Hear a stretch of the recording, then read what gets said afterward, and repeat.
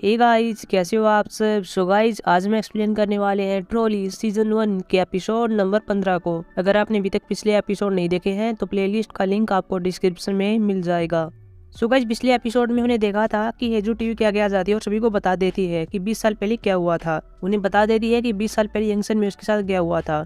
साथ में यहाँ पर नामजोग अपने बिल का जिक्र करता है। इस बिल के अकॉर्डिंग यह होता है कि कोई भी आगे किसी लड़की का यौन शोषण नहीं कर पाएगा। यह बिल आगे पास हो जाएगा और फिर इसे लागू कर दिया जाएगा। और यह सब इंटरव्यू सेयोंगी और उसकी माँ भी देख रहे थे। अब हम अगले सीन में देखते हैं जहाँ पर हेजू और नामजोग एक रूम के अंदर आ जाते हैं और यहाँ पर हेजू नामजोग से कहती है कि मुझे डिवोर्स चाहिए और मैं इसके लिए एक वकील का इंतजाम करूंगी। लेकिन यहाँ पर नामजोग से मना कर रहा है। वह कहता है कि यह टाइम सही नहीं है। अगर तुमने ऐसा किया तो यह सब बातें बाहर फैल जाएंगी और बिल पास नहीं होगा और ये पूरे देश की भलाई के लिए ज़रूरी है। अगर यह पास हो गया तो आगे किसी के साथ कुछ भी गलत नहीं होगा। साथ में यहाँ पर हम देखते हैं कि हेजू के पास किसी का कॉल आता है और यह कॉल योजिन का होता है। लेकिन आगे से योजिन नहीं बोल रही थी, कोई और ही बोल रहा था। और यहाँ पर हेजू को बताया जाता है कि योजिन हॉस्पिटल के अंदर है और साथ में यहाँ पर हेजू को हॉस्पिटल का नाम भी बता दिया जाता है। अब हम अगले सीन में देखते हैं जहाँ पर हेजू और नामजोग हॉस्पिटल के अंदर आ जाते हैं जहाँ पर योजिन होती है।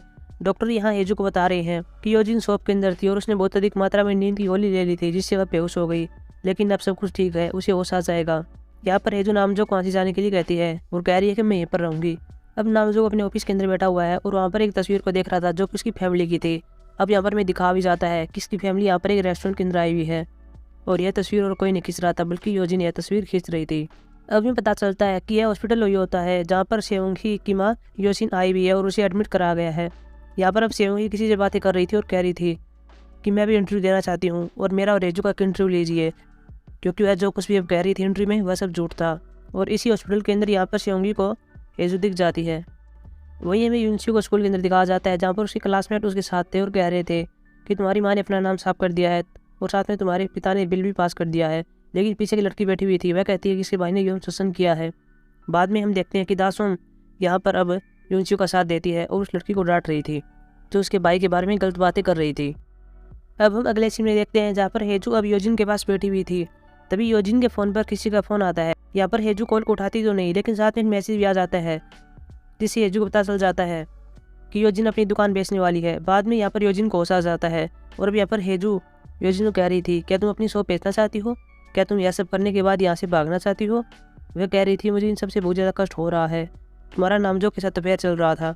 लेकिन अब यहाँ पर योजिन सब कुछ सच बता देती है। वह कहती है कि 5 साल पहले नामजोग ने मेरा बलात्कार किया था। साथ में हमें यहाँ पर एक सीन को दिखाया जाता है जहाँ पर योजिन बोल रही हुई है और अपने कमरे के अंदर है।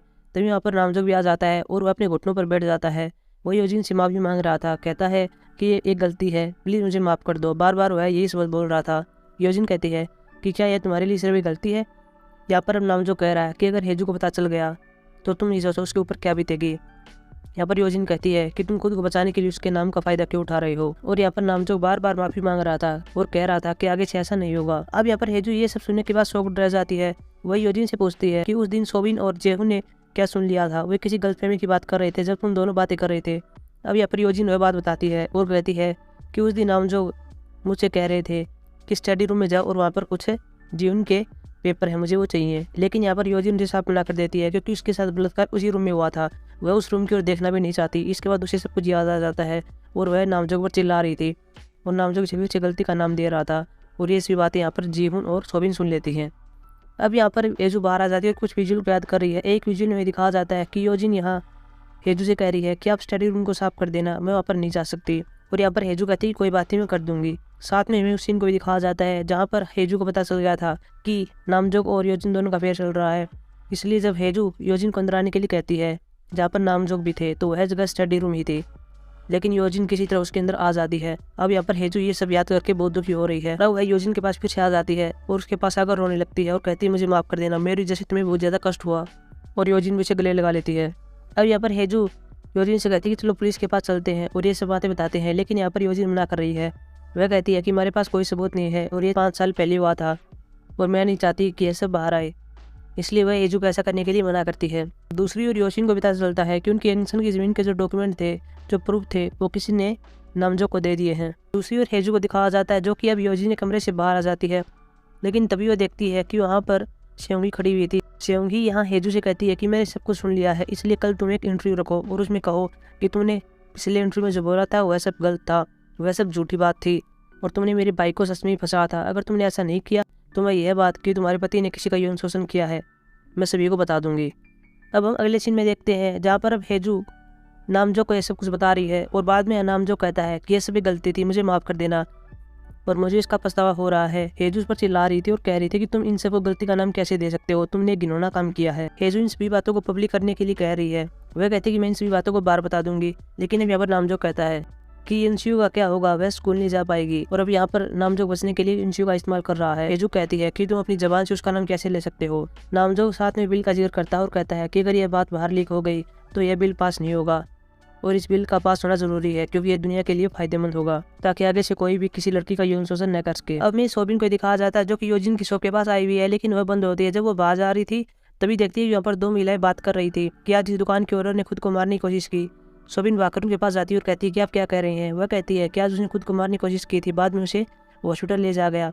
और अब यहाँ पर सोबिन इनसे पूछ रही थी कौन सा हॉस्पिटल है और इसे बता देती है कि उस हॉस्पिटल में उसे दाखिल किया गया है। दूसरी ओर नामजोग भी जेंगो से बातें कर रहा था और यहाँ पर नामजोग जेंगो से कह रहा था कि क्या तुम्हें इन सब का पता था। जेंगो कहता कि हाँ मैं जानता था। अब हमें यहाँ पर एक सीन को दिखाया जाता है जहाँ पर योजिन जेंगो से कह रही है कि नामजोग ने मेरा बलात्कार किया है, लेकिन जेंगो उसे कहता है कि अगर ये बात बाहर आ गई तो ये सब तुम्हारे लिए अच्छा नहीं होगा, इसलिए मैं चाहता हूँ कि तुम चुप रहो। यहाँ पर जेंगो अब नामजोग से कह रहा है कि मैंने इसे संभालने की पूरी कोशिश की लेकिन मैं यह नहीं कर सका। अगले सीन में देखते हैं जहाँ पर हेजू के लड़के के पास आई हुई है और यह नामजो के साथ ही काम करती है। वह उसे बता रही है कि मेरे पति ने किसी का यौन शोषण किया है, मुझे क्या करना चाहिए। वो लड़की से बता रही है कि अगर मैं तुम्हारी जगह होती तो चुप रहती, मैं कुछ न करती। वह उसे कहती है कि बिल पास होने वाला है और ये इस दुनिया के लिए ठीक है क्योंकि काफ़ी सालों से यह पास नहीं हुआ था, लेकिन अब यह होने जा रहा है। सभी लोग इसका इंतजार कर रहे हैं कि यह कब पास हो ताकि आगे से ऐसा किसी के साथ न हो, इसलिए मैं यही चाहूंगी कि तुम इस बारे में चुप रहो। अब हमें सोबिन को दिखाया जाता है जो कि हॉस्पिटल के अंदर आ जाती है। तभी उसे एक आदमी दिखाई देता है, हमें वह दिखा नहीं जाता, लेकिन बाद में पता चलेगा कि वह नामजोग है। अब यहाँ पर नामजोग योजिन के पास आ जाता है और उससे माफ़ी मांग रहा था। कहता है कि मैं तुमसे विनती करता हूँ तुम चुप रहो और ये बिल पास होने के बाद मैं यहाँ से संन्यास ले लूँगा, इसलिए तुम अभी के लिए चुप रहो। और बाहर हम देखते हैं कि सोबिन इन सभी को रिकॉर्ड कर रही थी, लेकिन तभी सोबिन के पीछे जेंगो आ जाता है। बाद में हम देखते हैं कि जेंगो और सोबिन वहीं पर एक जगह पर आ जाते हैं और अब यहाँ पर जेंगो सोबिन का फोन ले लेता है और उसमें जो वीडियो बनाई है वो डिलीट कर देता है और सोबिन से कहता है कि ये तुम्हारी आखिरी वार्निंग है। सोबिन कहती है कि मुझे सब कुछ पता चल गया है कि नामजो ने क्या किया है और मैं ये बात बाहर लिख कर दूंगी। जेंगो कहता है कि तुम्हारे पास कोई भी सबूत नहीं है, तुम्हारा कोई विश्वास नहीं करेगा। कुछ देर के बाद यहाँ सोबिन योजिन के पास आ जाती है और कहती है कि मैं सब कुछ जानती हूँ, आपको पुलिस के पास जाना चाहिए, आप ऐसा क्यों कर रहे हो, चलो पुलिस के पास चलते हैं। लेकिन तभी हम देखते हैं वहाँ पर हेजू आ जाती है और वह सोबिन को ऐसा करने के लिए मना करती है और वह कहती है कि मैं चुप रहना होगा क्योंकि ये सब बिल के लिए है। अगर बिल पास नहीं हुआ तो यह सब अच्छा नहीं होगा, अगर बिल पास हो जाता है तो आगे किसी के साथ ऐसा कुछ भी नहीं होगा और यह सब हमारी भलाई के लिए है। लेकिन सोबिन इस बात को नहीं मानती, अब वो बाहर आ जाती है। लेकिन हम एपिसोड के लास्ट में देखते हैं जहाँ पर हेजू ने सभी मीडिया वालों को बुलाया हुआ है और उनसे कह रही है कि मेरे पति नामजोग ने किसी का 5 साल पहले यौन शोषण किया था और मेरे बेटे जीवन ने किसी का भी यौन शोषण नहीं किया है। और दूसरी ओर जेंगो भी इस न्यूज़ को सुन रहा था और नामजोग बाहर खड़ा हुआ था। नामजोग को पता चल जाता है कि हेजू ने सभी को बता दिया है। सो गाइस ये थी हमारी एक्सप्लेनेशन और हमारी मुलाकात होगी एपिसोड नंबर 16 में। तब तक के लिए बाय।